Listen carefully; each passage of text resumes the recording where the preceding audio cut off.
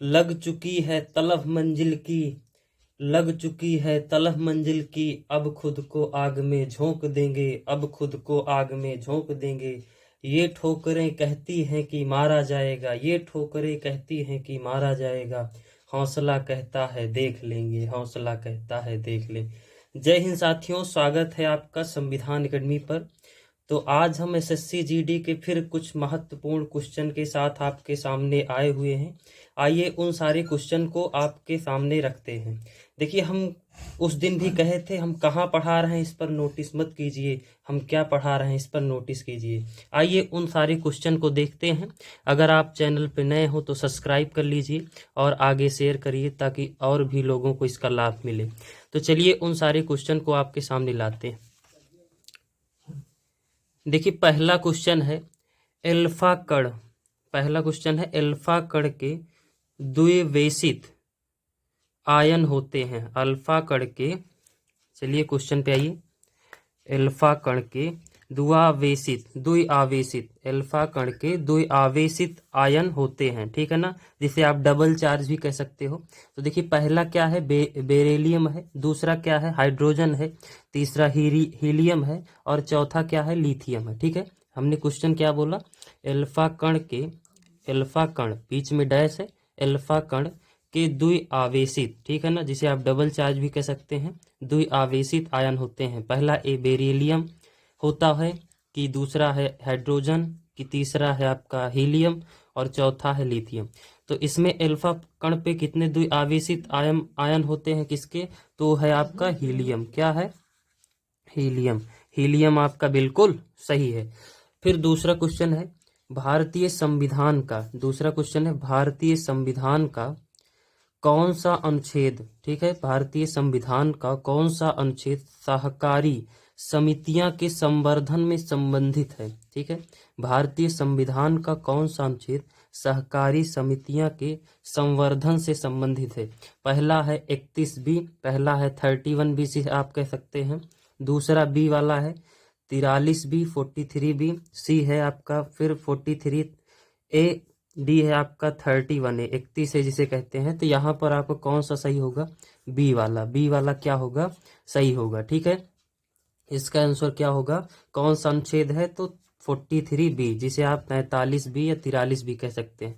तीसरा है राजा टोडर, राजा टोडरमल निम्नलिखित में से किस मुगल सम्राट, किस मुगल सम्राट के शासनकाल के दौरान, किस मुगल सम्राट के शासनकाल के दौरान राजस्व मंत्री थे। ठीक है, तो पहला है वो कौन से राजा थे जो क्या कहते हैं मुगल सम्राट के शासनकाल के दौरान राजस्व मंत्री थे। तो पहला है आपका आंसर हुमायूं है, बी आपका शाहजहां है और सी जहांगीर है और डी अकबर है। तो इसमें आपका जो मुगल सम्राट होगा वो किसके शासनकाल के दौरान था, मंत्री थे राजस्व में, तो आपका डी वाला क्या होगा, अकबर।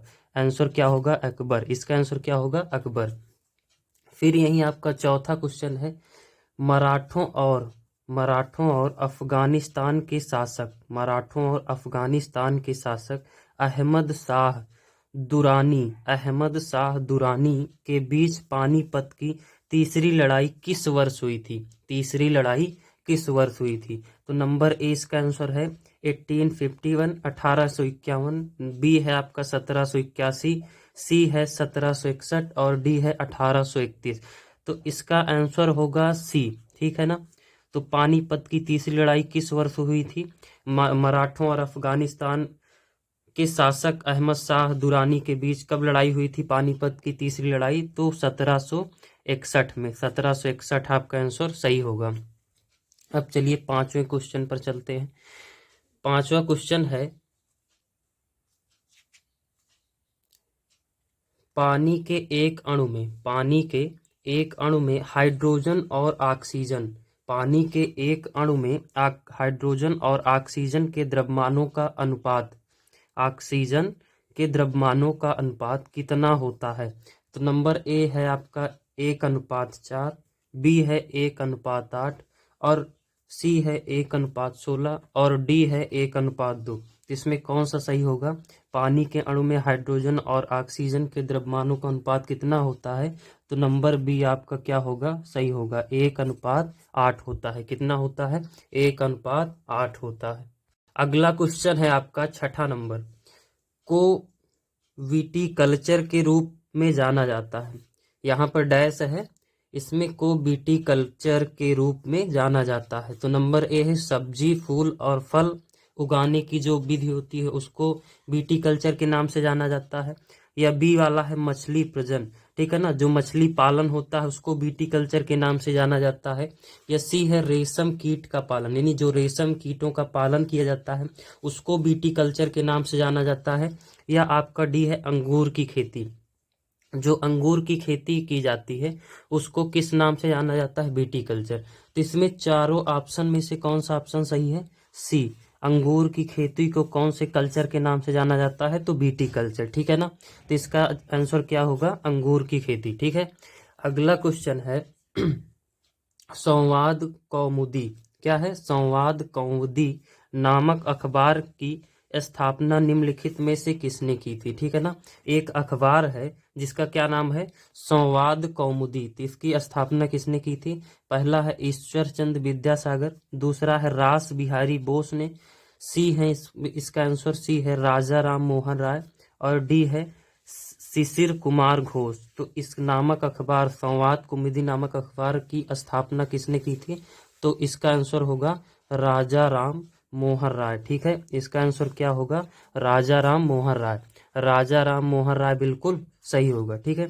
अगला क्वेश्चन है 26 जनवरी 2019 को, ठीक है, अगला क्वेश्चन है 26 जनवरी 2019 को भारतीय संविधान ने अपने अस्तित्व के 69 वर्ष पूर्ण किए, ठीक है। हमने क्या क्वेश्चन पढ़ा, 26 जनवरी 2019 को भारतीय संविधान ने अपने अस्तित्व के 69 वर्ष पूर्ण किए। इन वर्षों में इसमें 12 जनवरी 2019 तक प्राप्त जानकारी के अनुसार कितनी बार संशोधन किए गए हैं, ठीक है, कितनी बार संशोधन किए गए।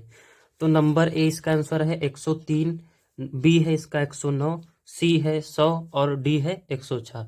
तो कितनी बार संशोधन हुआ है, तो इसमें क्या होगा, नंबर ए आंसर बिल्कुल सही होगा, ठीक है ना, 103 बार। अगला क्वेश्चन है 1708 में गुरु गोविंद सिंह जी की, ठीक है, क्वेश्चन को समझिएगा। 1708 में गुरु गोविंद सिंह जी मृत्यु के बाद खालसा ने के नेतृत्व में मुगल साम्राज्य के खिलाफ विद्रोह किया, ठीक है ना।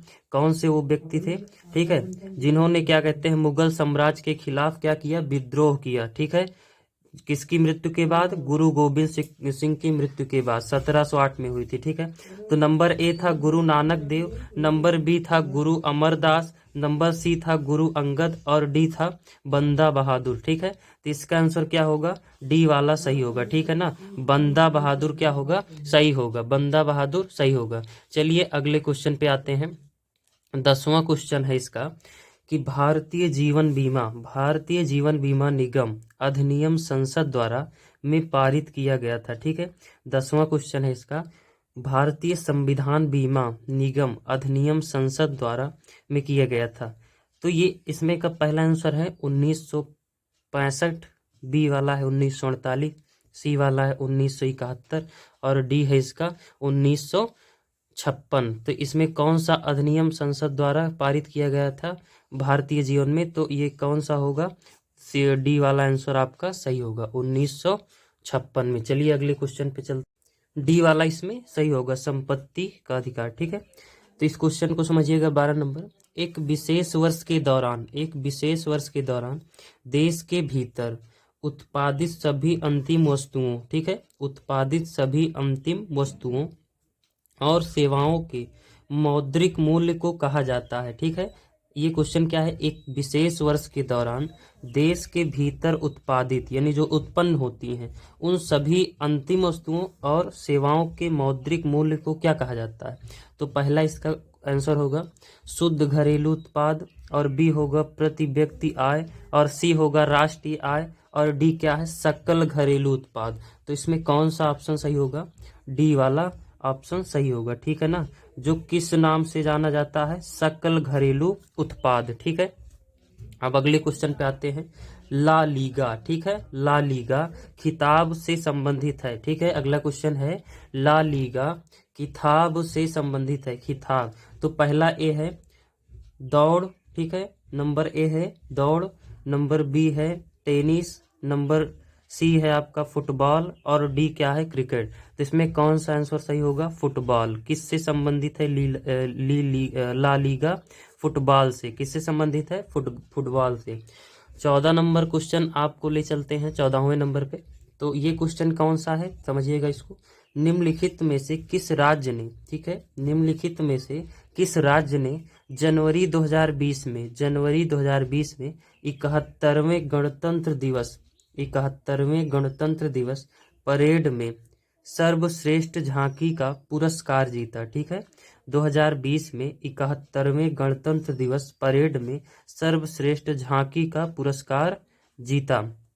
नंबर ए है वो कौन सा राज्य था? उत्तर प्रदेश, बी है असम, सी है उड़ीसा और डी है गोवा। तो इसमें कौन सा वो राज्य था? तो असम था, जिसने क्या जीता था? सर्वश्रेष्ठ झांकी का पुरस्कार। तो बी वाला आपका सही है। चलिए अगले क्वेश्चन पे ले चलते हैं। अगला क्वेश्चन है आपका निम्नलिखित में से कौन सा जंतु, ठीक है, निम्नलिखित में से कौन सा जंतु अपनी त्वचा द्वारा श्वसन करता है, ठीक है। आपका लास्ट क्वेश्चन है अगला क्वेश्चन, निम्नलिखित में से कौन सा जंतु अपनी त्वचा द्वारा श्वसन करता है?